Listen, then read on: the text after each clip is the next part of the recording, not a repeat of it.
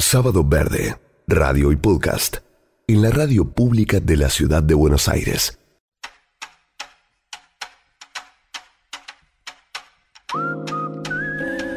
Más personas que trabajan en favor del bien común y hoy trabajar por el bien común tiene que ver con eso de lo que venimos hablando desde el arranque, reconstituir la malla ciudadana entre las personas, la malla vincular y regenerar los territorios.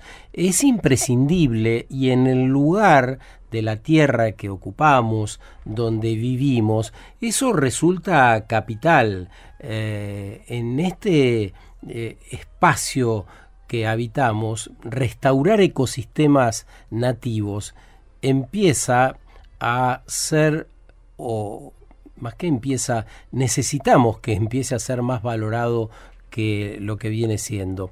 Y hay un caso donde están restaurando ecosistemas nativos dentro del Parque Nacional Los Glaciares, en el Chaltén.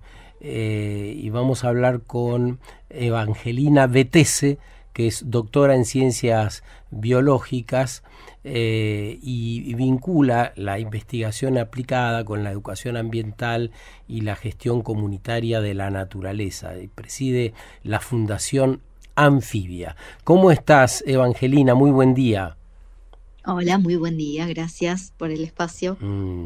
Qué bien se te escucha. ¿Qué estás viendo por la ventana hoy? ¿Dónde vivís? Vivo en el Chaltén. Uh-huh. En este momento por la ventana veo el pueblo, porque estoy en una parte alta, entonces veo el resto del pueblo y la ruta de acceso a el Chaltén. ¿Y esta es época de qué tiempo, qué temperatura? ¿Cómo acá está lloviendo tanto? Estamos todavía con frío y algunas nevadas en la zona alta de la montaña y mucho viento en este momento. Mucho viento ahí, claro. ¿Cómo es el programa Contagiando Nativas de la Fundación Anfibia y que están, creo que trabajando en conjunto con el Parque Nacional Los Glaciares? Sí, es así. Te cuento. Fundación Anfibia nace junto con el proyecto Contagiando Nativas en el 2020.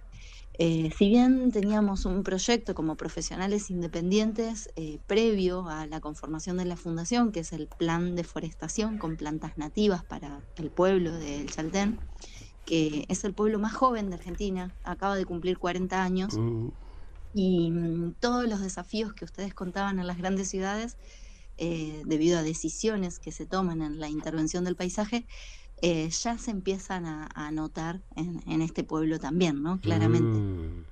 Entonces, entre tanto, la intervención del paisaje con especies exóticas y muchas de ellas invasoras, como pueden ser sauces, lupinos, retamas, rosas mosqueta, empezaban a verse como un problema, y sobre todo en este pueblo que está rodeado del Parque Nacional Los Glaciares. Claro. Un área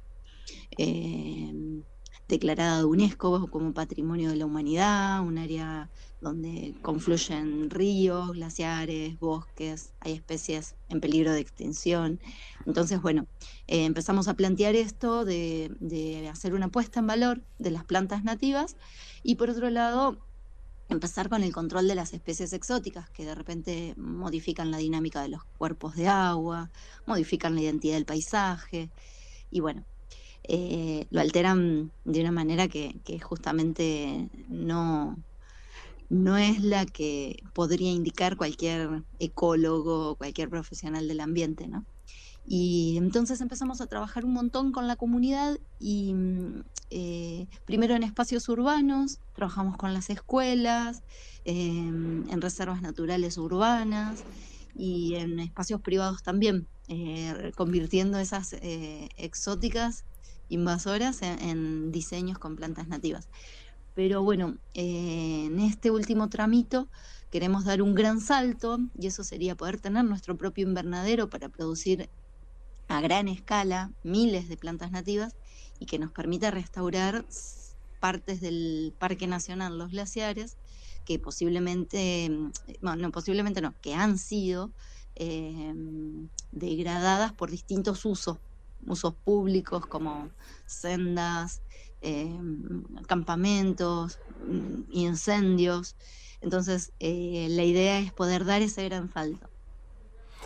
¿Cuál es el apoyo que tiene todo este trabajo de la municipalidad del lugar, de los concejales, de aquello que, o aquellas personas que decimos elegir para que nos representen?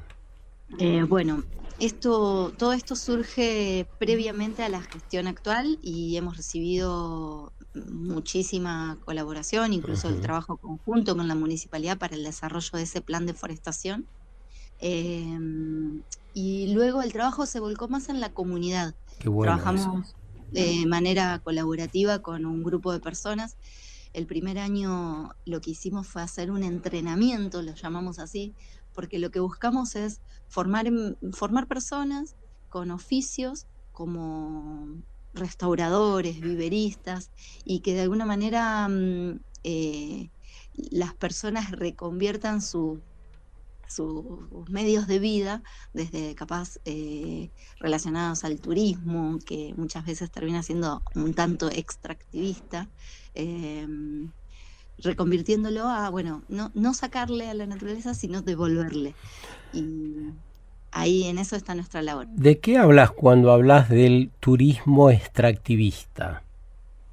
Bueno, cuando el turismo no es planificado, ordenado, empiezan a haber un montón de costos sociales y ambientales.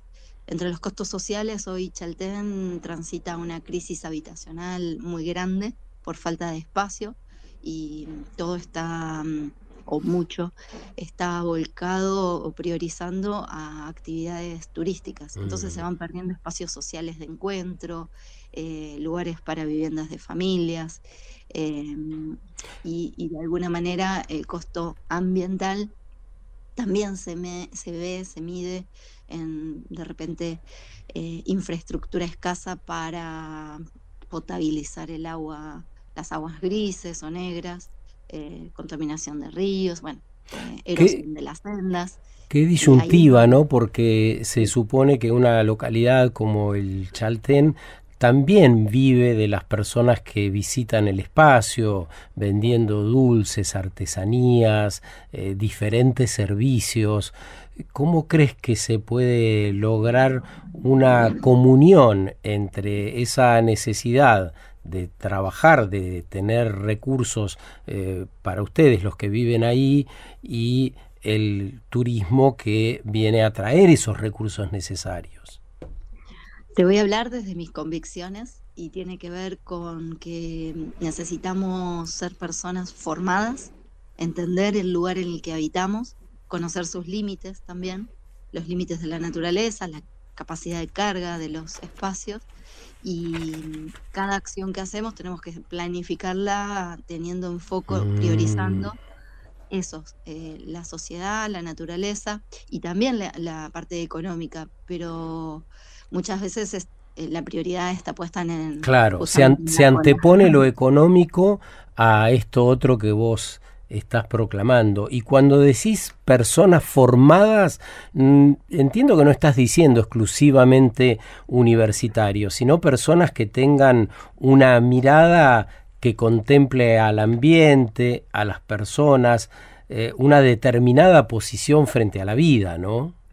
Sí, claramente, sí, por supuesto. Me estoy refiriendo a que si una persona tiene que tomar una decisión sobre un espacio, como puede ser un espacio público, una ribera, bueno, que se tomen las decisiones interpretando la información que hoy está en manos de todos y bajo experiencia en múltiples ciudades del mundo. Entonces, tomar los ejemplos positivos y no volver a cometer los mismos errores. ¿Y la ciudadanía del Chaltén, esta comunidad joven de la cual hablas, podría ser custodia de esos valores? Sí, y lo es. Entonces, esa es parte de nuestro rol también, potenciar justamente eso, esa parte. Claramente tenemos una diversidad de la comunidad enorme, igual que cualquier lugar, Claro. pero se hace muy sensible la diferencia cuando falta información de cómo entender y usar el entorno en el que estamos, cuando nuestro entorno, ya te digo, es súper sensible con ríos muy cerca, bosques muy cerca, fauna muy cerca. Hay zorros que caminan por las calles, también huemules, hay registro de ciervos, que es la máxima figura de conservación del área protegida, que los tenemos, hemos visto un huemul en la puerta de la escuela. Eso es interesante porque el planteo que estás haciendo nos torna la mirada a cierta vulnerabilidad de la naturaleza que no solemos contemplar. Cuando vamos a esos paisajes solemos hablar de la magnificencia de esos paisajes, pero pocas veces de que son sistemas que si sufren la alteración se tornan rápidamente vulnerables. Me refiero a la alteración y a la intervención humana, ¿no?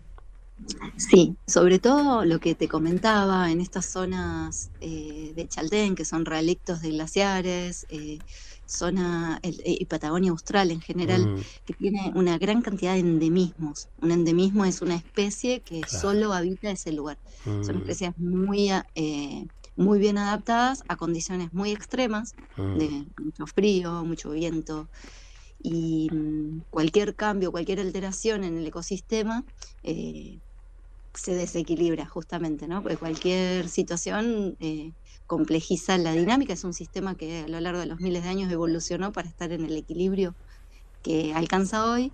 Entonces, bueno, volviendo al tema de las exóticas invasoras, al introducir en este sistema un engranaje nuevo, bueno, nos desequilibra, nos desordena todo el resto. Entonces podemos llevar a qué es lo que está pasando con varias especies exóticas invasoras que han llegado al lugar, empiezan a invadir el espacio de otras especies y las pueden llevar a la extinción. Bueno, tienen un trabajo monumental por delante, ¿no? Porque son muchas variables a tener en cuenta, es mucho lo que hay por hacer, y si aparece, como vos lo estás contando, que la ciudadanía se siente parte de eso, bueno, hay una buena razón para vivir por ahí, ¿no? Sí. Tenemos una parte importante de la ciudadanía en alianza con la naturaleza y eso es lo que potenciamos. Un gran abrazo, Evangelina, muchas gracias por este rato, por lo que hacen y por lo que vendrá, ¿por qué no? Bueno, ¿puedo pasar un último mensaje? Claro. Bien. Estamos en una instancia crucial porque fuimos seleccionados por la Unión Europea de Conservación y Actividades al Aire Libre entre 340 proyectos de todo el mundo. Contagiando Nativas de la Fundación Anfibia fue seleccionado. Ah, qué bueno, felicitaciones. Muchas gracias. Eso ya nos enorgullece y es el único proyecto de Argentina y de toda América del Sur. Entonces estamos recibiendo un montón de apoyo y lo que necesitamos son votaciones, que nos voten. Se desató un sistema de votos en el que hay 4 proyectos en la categoría agua y 4 proyectos en la categoría tierra. Nosotros somos uno de ellos, el único de Argentina, como te decía. Y bueno, el proyecto más votado recibirá el financiamiento total para cumplir el objetivo. ¿Y cómo se hace para votar? Bueno, en nuestras redes sociales estamos compartiendo el enlace de la Unión Europea para la votación. Te piden una serie de pasos que es muy simple, en 2 minutitos se logra, pero bueno, requiere generar un usuario, que te envían un código de validación a tu correo electrónico, eso se copia en la página y luego te habilita primero a votar en la categoría agua y luego a votar en la categoría tierra, que es donde estamos nosotros concursando, digamos. Es decir, Contagiando Nativas está en la segunda categoría. Sí, en la tierra. Sí, y lo clave de esto es que ganando estas votaciones internacionales, podríamos tener nuestro propio invernadero para producir a gran escala plantas nativas y salir de espacios urbanos que son más pequeños y poder abordar muchas hectáreas en el Parque Nacional. Bueno, Contagiando Nativas, entonces vamos a reiterar una vez más el nombre del programa de la Fundación Anfibia, y nos restaría mencionar las redes de ustedes, así las personas interesadas pueden participar. Sí, tanto en Instagram como en Facebook somos Fundación Anfibia, y nuestro logo es una pata, una pata humana con unas patas de una ranita. Nos van a encontrar fácilmente, y el enlace está en las últimas publicaciones, en las historias, en la bio.